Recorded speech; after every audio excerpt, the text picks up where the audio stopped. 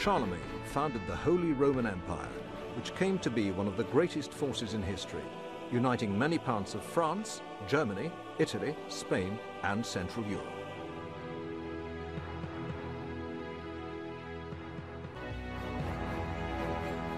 Charlemagne was the greatest leader of his age.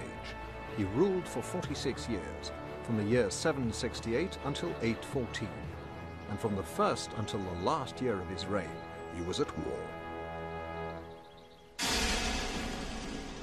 His reign was taken up by one military campaign after another, as he extended the borders of his lands from a fairly small kingdom in the Meuse-Moselle region on the borders of modern France, Germany, Belgium, and Holland, to a great empire which stretched from the river Elbe to the river Ebro, and from the North Sea to Rome, uniting in one superstate practically all the lands of Western Europe. He was always on the move, and at a time when there were no proper roads, the distances he covered were huge. 2,000 kilometers on foot and on horseback from one end of his lands to the other, through forest and marshland and across great rivers and mountain ranges. To understand the story of Charlemagne and his achievements, we have to see how his will to extend his power and govern were inseparably linked with his mission to spread the Christian religion. He thought he was personally responsible for the progress of God's kingdom on earth. Every people and every tribe he subdued had to take an oath of allegiance and had to convert to the Christian religion. But in the midst of almost continuous war, he created centers of learning where the arts of peace, building, manuscript copying, bookbinding, and gold and silversmiths' work were able to flourish.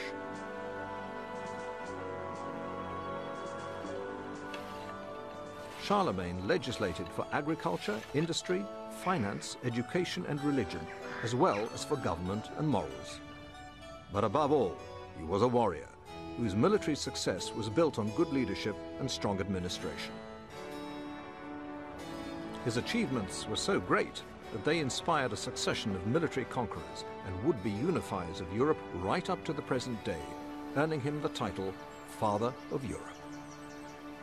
Having acquired more territory than any other European monarch of his times, he was able to keep control of it because he understood that the various people he had brought together in one nation were still members of distinct ethnic groups, and he allowed each group to retain its own laws in local areas. To ensure justice, he saw to it that each group's laws were set down in writing and carefully enforced. In this, he has huge significance for today. Charlemagne was a real glorious, magnificent Christian king, surpassing every king of his time in his wisdom and his greatness of mind. He was very interested in sciences and the classical antiquity, and that he gathered lots of educated people at his court. He was the eldest son of the Frankish leader Pipin the Short, who was a staunch ally of the Pope. From an early age, Charlemagne learned the arts of war when, during his father's reign, he accompanied the Frankish army on campaigns to defend the Pope against the Lombards. In 768, when Charlemagne was 26, his father died, and in accordance with old Frankish custom, the kingdom was divided between Pipin's two sons. It wasn't long, though, before a strong rivalry sprang up between the brothers. It started with a revolt in Aquitaine, which Charlemagne marched to suppress with a large force. He invited his brother to join the campaign, but they argued immediately, and Carloman returned to Burgundy, leaving Charlemagne to continue alone in the reconquest of Aquitaine.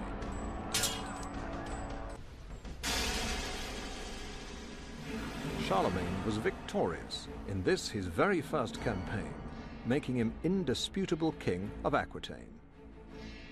He divided the region up into countships, placing the command with men from north of the river Loire, who were entirely his own. After the reconquest of Aquitaine, his mother, Bertha, tried to bring about a reconciliation with his brother. But Charlemagne was already demonstrating his political shrewdness by making treaties with his cousin Duke Tassilo of Bavaria and with the Lombard king Desiderius, both rulers whose territories bordered on those of Carloman. With the death of his brother, Charlemagne made himself sole ruler of the entire Frankish kingdom, disinheriting Carloman's two young sons, who fled with their mother to the court of Desiderius at Pavia. It was the sort of ruthlessness that was to characterize his reign. Charlemagne now held all the Frankish territories, but he was determined to strengthen his realm and bring order to the whole of Europe. This was the start of a lengthy series of campaigns to expand his kingdom. Charlemagne's first move came against Saxony, a region in what is now northwestern Germany. This was a very unruly area, very difficult to control and to pin down because there wasn't one ruler you could make a pact with. For a long time the Saxons had been harassing the Franks with raids on their borders. Charlemagne saw them as a serious threat, and he wanted to convert these pagan people to Christianity and integrate them into his own kingdom. Their subjugation was to take Charlemagne 30 bloody years.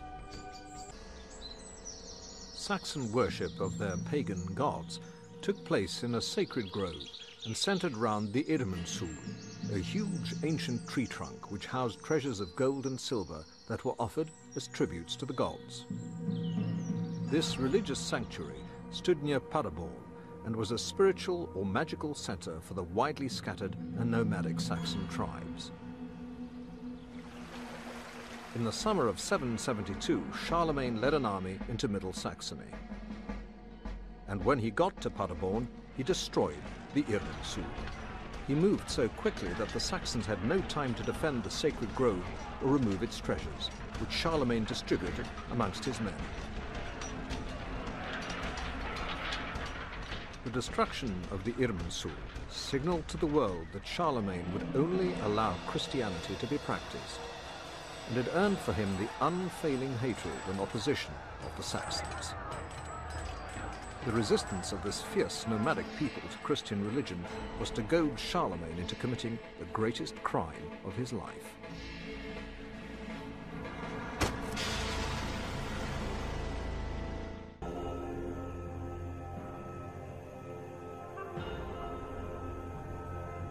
On the other side of the mighty Alps, the Lombard king Desiderius had taken up arms against the Pope and conquered part of the papal lands. As the defender of the papacy and of his own interests, Charlemagne couldn't stand by. He reconvened his fighting force in the spring of 773 and intervened. By this time, Charlemagne was establishing himself as a successful military leader.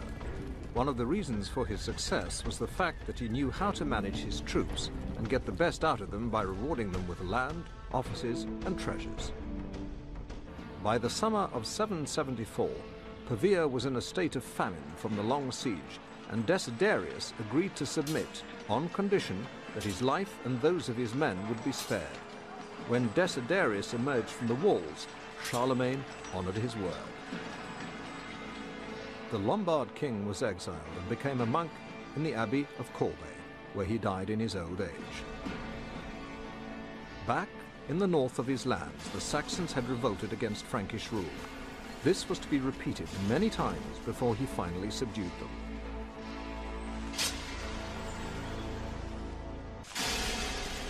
To gain the upper hand, Charlemagne had to repeatedly invade and conquer the Saxon lands and use drastic techniques of extermination and punishment. He transplanted entire tribes to break down any sense of identity, built towns, churches and castles wherever he could, and backed large numbers of Christian missionaries with force of arms. Many hostages were taken from the families of tribal chiefs, mainly young men who were held in monasteries in the Frankish lands. Charlemagne saw his campaign against the Saxons as a holy war. He believed that the sword must prepare the way for Christ and that heathens had to be converted for their own good. This gave him plenty to do because non-Christians surrounded his lands. To the southwest, his growing empire was bounded by the Pyrenees, beyond which lay one of the greatest threats to his Christian kingdom, the Moorish territories of Al-Andalus. Although the pagan Saxons were not fully subdued, from the year 777, Charlemagne turned his attention to the Moors. The Moors had overrun Spain at the beginning of the 8th century, bringing Islam with them.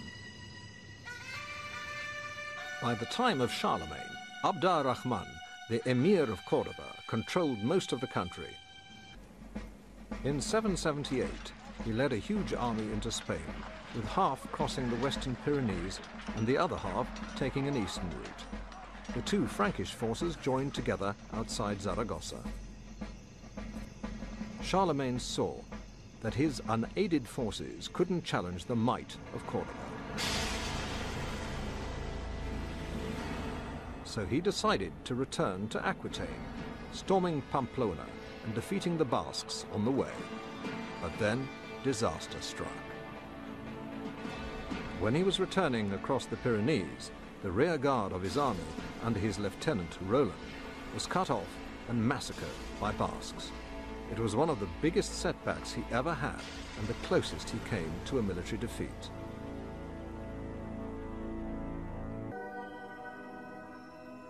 But before Charlemagne had time to recover from this setback, news reached him of yet another revolt in Saxony. It was led by a chieftain called Witikind. This was one Saxon leader who had never given in to Charlemagne, and he was to prove to be his most formidable adversary. Witikind returned from exile in Denmark, gathered a large Saxon army, and attacked a Carolingian fort, taking revenge for the destruction of the Irminsul. Churches were burned, and priests were put to death. So in the summer of 779, Charlemagne put together an army and went into Saxony again. The land was put to fire and the sword, and the Saxons were defeated once more, but Witikind managed to get away. Religion clearly played an important part in Charlemagne's life, or at least it did when it suited him, because for such a religious man he was rather relaxed when it came to matters of sexual morality. With 4 wives and 5 known mistresses, and at least 18 children of whom only 8 were legitimate, the commandment, "Thou shalt not commit adultery," was not one he took too seriously.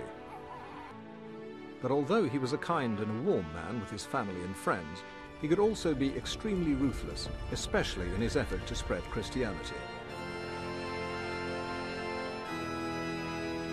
And in Saxony, these ruthless tactics seemed to be working.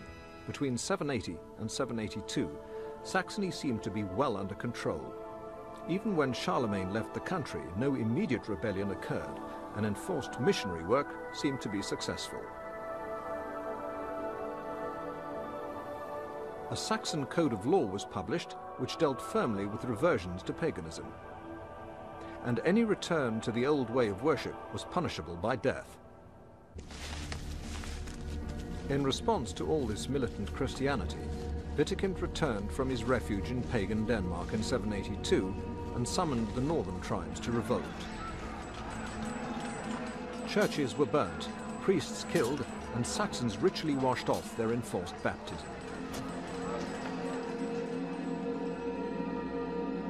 Charlemagne decided that severe punishment was needed.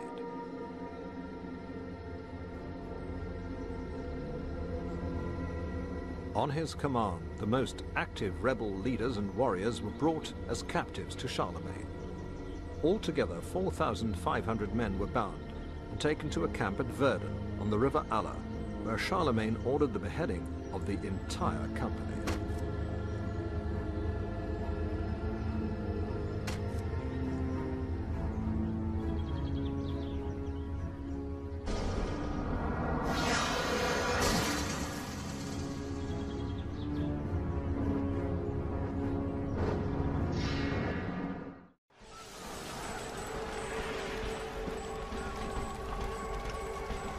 Between 783 and 785, there was continual conflict across Saxony.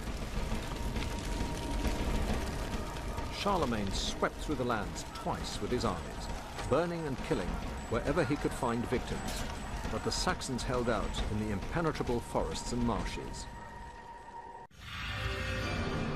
In the end, this ruthlessness paid off as the Saxon resistance was worn down. In 785, Wittikind asked for a peace settlement and was given his life in exchange for his surrender and baptism. Once Wittikind and his warriors gave in, the revolt began to collapse. At last, his longest-standing enemy was defeated, and like Desiderius before him, Wittikind was shown clemency. In fact, Charlemagne was so overjoyed by his conversion that he heaped gifts on him and confirmed him in his possessions in Saxony. With Saxony subdued, Charlemagne turned his attention to Bavaria, where he deposed his cousin Tassilo III.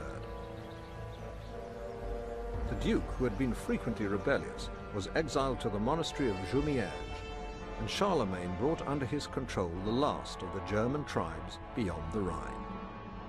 With his conquest of the Saxons and his annexation of Bavaria, Charlemagne brought all the Germanic tribes together in one political unit. Now he needed to turn his attention to regions bordering on his extensive empire. The Avars were a nomadic Tatar people who occupied territories along Charlemagne's borders on the Danube. In 788, they invaded his lands in Lombardy. So Charlemagne himself led an army down the Danube and laid waste to Avar territories. But he was called away to deal with yet another revolt in Saxony. His son, Pipin, carried on with the Avar campaign. He captured their royal camp, forced them to surrender, and sent great booty to Aachen. Charlemagne was at his magnificent new palace when the treasure arrived, 15 wagon loads of it. He and all his court were awestruck at the sight of great heaps of gold coins, jeweled swords, and gold and silver ornaments. And like a Roman emperor, he distributed the treasure lavishly, rewarding generously all who had served him. And God, who had served him best of all, came first. But Charlemagne's campaigns were not yet over, and the climax of his reign was still to come. By now, though, he was able to spend more of his time at his court, while he sent one of his sons out to do battle. The campaigns against the Moors were led by another of Charlemagne's sons, Louis, who had been made king of Aquitaine by his father. Louis pushed deep into Moorish territory, and fearing that he might not be able to halt the Frankish advance, the Umayyad ruler in Cordoba, al-Hakem, sought terms with Charlemagne and ceded territories along the Spanish side of the Pyrenees. These territories became the March of Spain, which in later years became the Kingdom of Aragon, and acted as an important buffer against Moorish invasions into the rest of Europe. Just as important was the cultural revival he instituted, which became known as the Carolingian Renaissance. Charlemagne ordered bishops and abbots to set up schools for the training of monks and other clerics. Charlemagne also persuaded Alcuin of York and other leading scholars of the day to come to his court and establish a new library of pagan and Christian works. Soon the palace school became an active center of learning.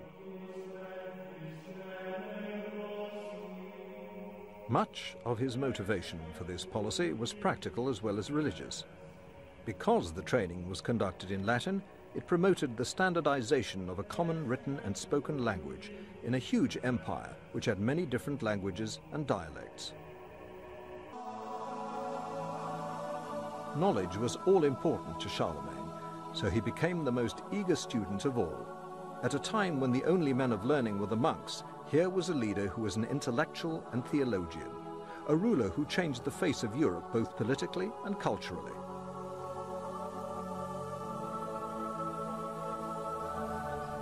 Even during times of fighting, he continued to create centers for the arts to flourish, encouraging architecture, manuscript copying, bookbinding, and gold and silversmith work. He built schools and he laid down strict rules for teachers and students. In 799, Pope Leo III was threatened by a rebellion in Rome, and he took refuge with Charlemagne at Palatine. Charlemagne had Leo escorted back to Rome, and in November 800 joined him there, where he was received with imperial honors. Leo's enemies were executed or imprisoned, and after a ceremonial oath-taking, he was reinstated as Pope. Then, during Christmas Mass in St. Peter's, the Pope suddenly produced a jeweled crown and placed it on Charlemagne's head, crowning him Emperor of the West. Charlemagne is said to have been surprised by the coronation, declaring that he would not have come into church if he had known of the Pope's plan. After his coronation as Holy Roman Emperor, the urge to go to battle became less pressing. But the size of the empire he had created began to cause problems. Charlemagne had tried to protect Francia from the Saxons by taking the Saxon lands into Frankish civilization. But now the united Germany that had been created had to be protected from the Vikings. By 800 they had established a kingdom in Jutland and were raiding the Frisian coast. Charlemagne had to build fleets and forts on shores and rivers, and he stationed garrisons at danger points. But realizing that his far-flung empire needed quick defense at many points at once, he divided it in 806 among his three sons, Pipin, Louis, and Charles. But Pipin died in 810 and Charles in 811. Only the gentle Louis, the least fitted of the three to hold the empire together, remained. Nevertheless, in 813, Louis was elevated from the rank of king to that of emperor by his father.